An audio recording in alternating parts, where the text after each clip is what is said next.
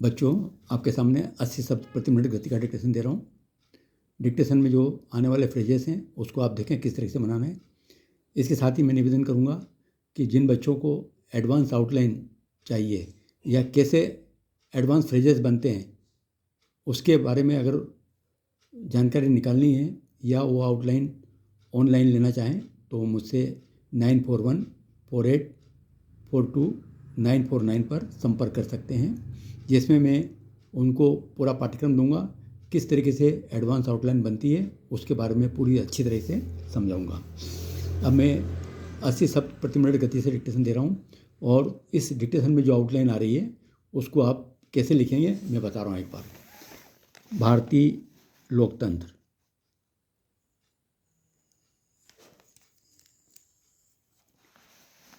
भारत को आधा कर दें, भारतीय लोकतंत्र, भारतीय लोकतंत्र। चहल पहल, चहल पहल, सीमा पार कर चुके हैं, सीमा पार कर चुके हैं, कैसे काट दें, सीमा पार कर चुके हैं। कुछ किया जाना चाहिए, कुछ का सब चिन्ह है, किया जा की डायरेक्शन में चाहिए लगा दें, किया जा ना भी हो जाएगा कवर, कुछ किया जाना चाहिए। सभी के लिए, सभी लिख के ला से काट दें, सभी के लिए। पूर्व राष्ट्रपति, पूर्व के लिए लाइन को काटें और राष्ट्रपति लिख दें, पूर्व राष्ट्रपति। वन नेशन वन इलेक्शन अभी खूब चल रहा है देश में, तो वन न यहीं से नेशन वन इलेक्शन सनुक लगा दें, वन नेशन वन इलेक्शन। ये कोड कर दिया है, इसको याद करें। एक देश एक चुनाव, एक देश एक चुनाव, चुनाव के लिए एक देश एक चुनाव, चुनाव के लिए सिर्फ आपको वो लगाना है, इससे चुनाव पढ़ेंगे हम लोग। केंद्र सरकार के लिए, केंद्र को डबल करें, सरकार और के लिए। चिंता हो सकती है, लाइन को काट के चिंता हो सकती है। ये अगर चुनौती आती है तो ये भी चुनौती से पढ़ सकते हैं, लेकिन इसको आप थोड़ा अलग कर दें, चुनौती हो सकती है। स्थानीय चुनाव, एसटी रूप से स्थानीय और वो लगा दें चुनाव के लिए, क्योंकि चुनाव में लास्ट में वो आ रहा है, इससे स्थानीय चुनाव। जनमत संग्रह, ज म को अदा करें, मत संग्रह के रूप में काट दें उसको। शासन व्यवस्था, शासन और व्यवस्था में एसटी रूप लगा दें, शासन व्यवस्था। आदर्श आचार संहिता, आदर्श आचार का च और सह का त, आचार संहिता, आदर्श आचार संहिता। राष्ट्रीय नेता के रूप में, राष्ट्रीय को बड़ा कर दें, नेता के रूप में। खारिज करते हुए कहा कि, खारिज करते आधा कर दें, हुए कहा कि, बड़ा गोला लगा देंगे, ये कहा के लिए हो जाएगा और की बाहर निकाल दें। अलग अलग समय पर, अलग समय को बड़ा कर दें, ये हुआ अलग समय पर, और यहाँ अगर आप इसको रिपीट करते हैं तो ये हो जाएगा अलग अलग समय पर। नए सिरे से चुनाव, नए सिरे से और चुनाव के लिए चौवा कर दें, नए सिरे से चुनाव। चीफ एग्जीक्यूटिव, लाइन को काट के चीफ वो लगा दें, फ पढ़ेंगे इससे। एग्जे के आधा कर दें, ट्यू, एग्जीक्यूटिव।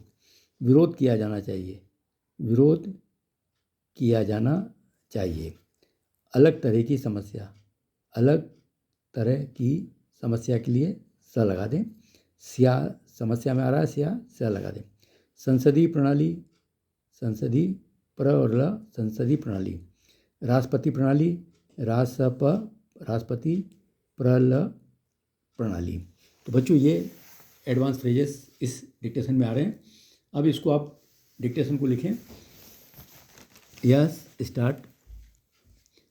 भारतीय लोकतंत्र की खूबी यह है कि यहाँ हमेशा चुनाव होते रहते हैं। अलबत्ता कुछ लोग इसे खूबी के बजाय खामी भी कहते हैं।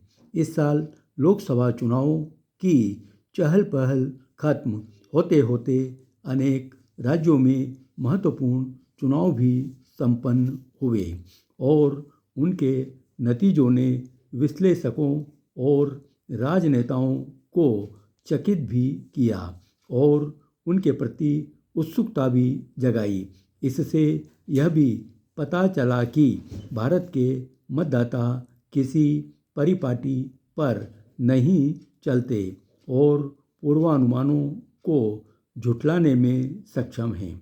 हरियाणा, जम्मू कश्मीर, महाराष्ट्र और झारखंड के चुनाव लोकसभा चुनावों के बाद हुए हैं और अब दिल्ली के चुनावों की बारी है।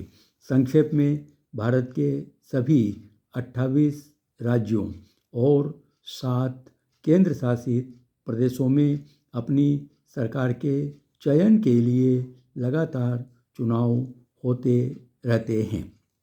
लेकिन सरकार का मानना है कि भारत में चुनावों को लेकर बनी रहने वाली अनिश्चितता अब सीमा पार कर चुकी है और इन हालात को बदलने के लिए कुछ किया जाना चाहिए।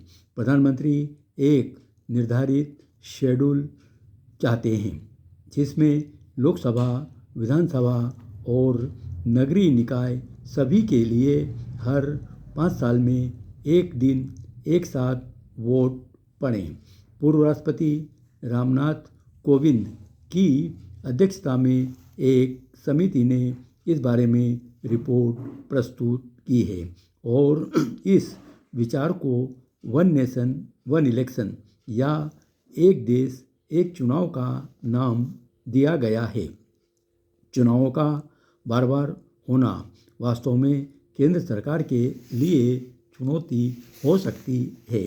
एक बात यह है कि स्थानीय चुनाव मुख्य रूप से स्थानीय मुद्दों से संबंधित होते हैं, लेकिन उनके परिणामों को अक्सर केंद्र सरकार पर जनमत संग्रह के रूप में देखा जाता है।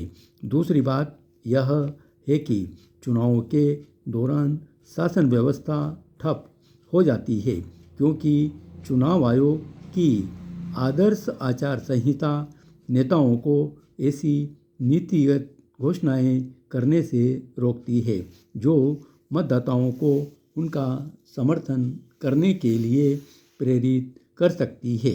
इसके अलावा राष्ट्रीय नेता चुनाव वाले राज्यों में प्रचार में व्यस्त हो जाते हैं।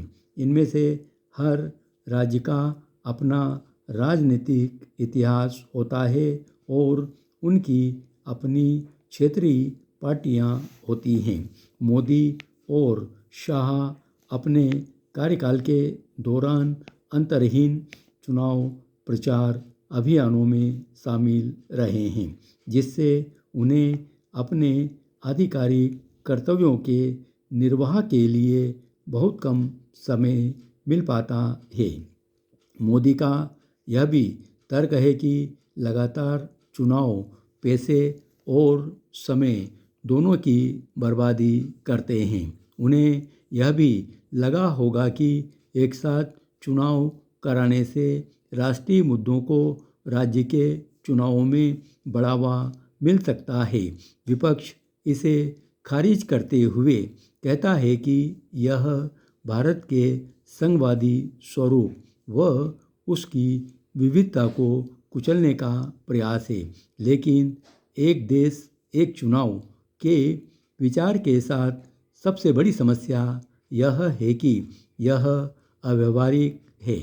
हम इसे अतीत में आजमा चुके हैं। स्वतंत्रता के बाद भारत ने एक ही चुनाव दिवस की स्थापना की थी, लेकिन यह व्यवस्था 1952 से 1967 तक केवल 15 वर्ष ही चली। इसका कारण भारत की संसदीय प्रणाली के एक मूल विचार में निहित है। सरकारों के लिए अपना बहुमत बनाए रखना की अनिवार्यता। अगर कोई सरकार कार्यकाल पूरा होने से पहले बहुमत खो देती है तो नए सिरे से चुनाव कराए जाते हैं।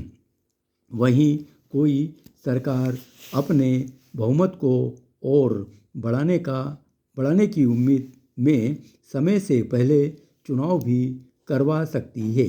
ऐसा अलग अलग राज्यों में अलग अलग समय पर हुआ और केंद्र में भी कई बार हुआ और ऐसा होता रहेगा, खास तौर पर इसलिए क्योंकि कई राज्यों में गठबंधन सरकारें हैं। यहाँ तक कि केंद्र की सरकार भी आज गठबंधन से चल रही है और यह गठबंधन कभी भी टूट सकता है। किसी सरकार का नए सिरे से चुनावी जनादेश के बिना सत्ता में बने रहना अलोकतांत्रिक है। एक देश एक चुनाव का विचार प्रेसिडेंशियल यानी राष्ट्रपति शैली के चुनावों में ही कारगर लगता है, जिसमें किसी चीफ एग्जीक्यूटिव की तरह नेता का चयन किया जाता हो। लेकिन केंद्र सरकार ऐसी किसी शैली की वकालत नहीं कर रही है। भारत के लोकतंत्र में आस्था रखने वालों ने लंबे समय से खुद को यह विश्वास दिलाया है कि राष्ट्रपति प्रणाली तानाशाही को बढ़ावा देगी और इसलिए इसका विरोध किया जाना चाहिए। लेकिन संसदीय प्रणाली ने भी अलग तरह की समस्याओं को जन्म दिया है।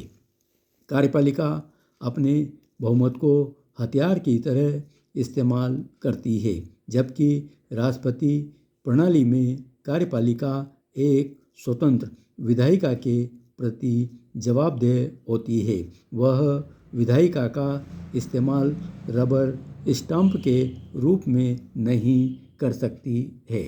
धन्यवाद।